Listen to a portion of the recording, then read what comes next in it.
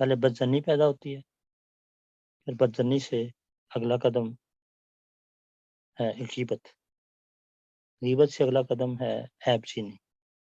غیبت اور عیب چینی میں فرق یہ ہے کہ غیبت تو عدم وجودگی میں آدمی کرتا ہے، کسی کی برائی کرتا ہے، اور عیب چینی جو اس کے منہ کے اوپر کرتا ہے، تو یہ اگلا درجہ۔ پہلے دل میں پیدا ہوتی ہے بات بدزنی، اسی وہاں سے بات کو ختم کرنا چاہیے بدزنی کو۔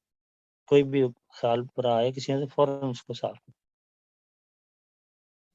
دعا کرو اپنے لیے بھی اور اس کے لیے بھی، تاکہ بدزنی جلدی دور ہو جائے۔ اب اگر وہ دور نہ ہوئی تو پھر وہ غیبت میں بدل جائے گی، یعنی اس کے عدم وجودگی میں آپ اس کے متعلق باتیں برائیاں کرنا شروع کر دیں گے۔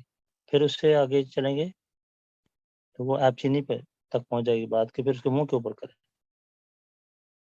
اور بعض بڑے دلیر ہوتے ہیں، کہتے ہیں کہ ہم تو جی کسی کو چھپاتے نہیں، منہ پہ مارتے، وہ سمجھتے ہیں بہت کمال ہے ان کا،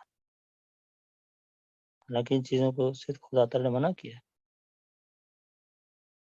ویل لکل ہمزہ جو قرآن شریف میں آتا ہے، وہ یہی تو ہے کہ غیبت کرنے والے اور عیب چینی کرنے والوں کے لیے خدا فرماتا ہے کہ یہ ہلاکت ہے اور جہنم ہے۔